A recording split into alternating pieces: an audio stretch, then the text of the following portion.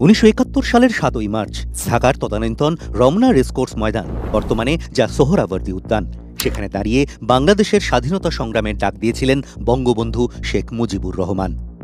এবারের সংগ্রাম আমার মুক্তির সংগ্রাম, এবারের সংগ্রাম স্বাধীনতার সংগ্রাম। তর্জনী উঁচিয়ে দেশের জনগণকে নতুন পথে চালনা করেছিলেন। বাঙালির মননে সেই ছবি কি একেবারেই মলিন? না হলে জাতির পিতার মূর্তি ভাঙার নেপথ্যে কি যুক্তি থাকতে পারে? আমি প্রধানমন্ত্রিত্ব চাই না, আমরা দেশের মানুষের অধিকার চাই। কোন বদলের অঙ্গ 32 নম্বর ধানমন্ডি রোডে মুজিবের বাসভবন, যা তার কন্যা হাসিনা প্রধানমন্ত্রী হয়ে পরিণত করেছিলেন মুজিব সংগ্রহশালায়, সেখানে ভাঙচুর এবং অগ্নিসংযোগ। 71-এর 7ই মার্চ মুজিব তর্জনী উঁচিয়ে স্বাধীনতা ঘোষণা করে বলেছিলেন, রক্ত দিয়েই রক্তের ঋণ শোধ করতে আমি প্রস্তুত। 7 কোটি মানুষকে দাবায় রাখতে পারবো না। আমরা যখন মরতে শিখেছি তখন কেউ আমাদের দবাতে পারবে না। তারপর পদ্মা তিস্তা দিয়ে বহু জল বয়ে গিয়েছে, বাংলাদেশও বদলে গিয়েছে পুরোপুরি। সেই বদল এতটাই প্রবল যে 5ই আগস্ট বাংলাদেশ জুড়ে চলল বঙ্গবন্ধুর স্মৃতি ধ্বংসের দক্ষযজ্ঞ। হর্ষোল্লাসের মধ্যে দিয়ে উপড়ে ফেলা হলো মুজিবের পূর্ণাবয়ব মূর্তি, যে দৃশ্য দেখতে দেখতে সাদ্দাম হোসেনের কথা মনে পড়ে যাচ্ছিল বারবার।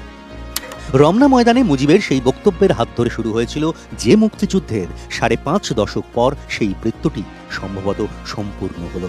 যদিও এ সমাপতন হৃদয় ভঙ্গের, এ সমাপতন একটি জাতির ভোল বদলেরও। বাংলাদেশের স্বাধীনতার কাণ্ডারি মুজিবের শাসনকাল অবশ্য ছোট।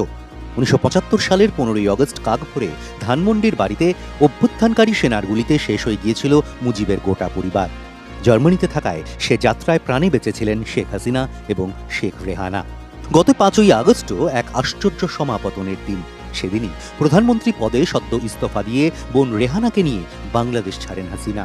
দুই বোন যখন সেনার কপ্টারে উঠছেন, ঠিক তখন আগুন জ্বলে উঠেছিল 32 নম্বর ধানমন্ডি রোডের সেই বাড়িতে। মেয়ের বিমান যখন ভারতের আকাশসীমায়, ততক্ষণে বাংলাদেশে পুড়ে ছাই এতদিন সযত্নে রক্ষিত তার বাবা বঙ্গবন্ধুর যাবতীয় স্মৃতি।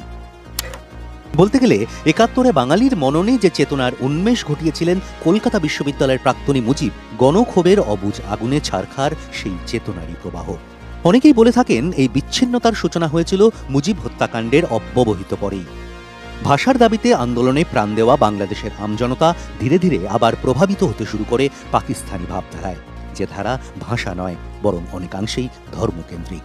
জিয়াউর রহমান থেকে এরশাদ হয়ে খালেদা জিয়া, কোনো আমলেই তার ব্যতিক্রম হয়নি।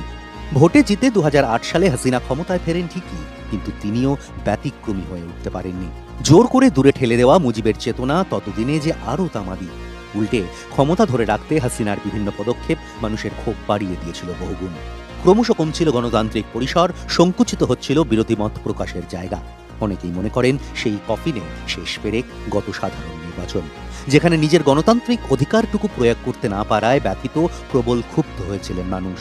তারপর পুঞ্জীভূত অসন্তোষের সম্মিলিত বহিঃপ্রকাশের গনগনে আগুন এখন সকলের চোখের সামনে।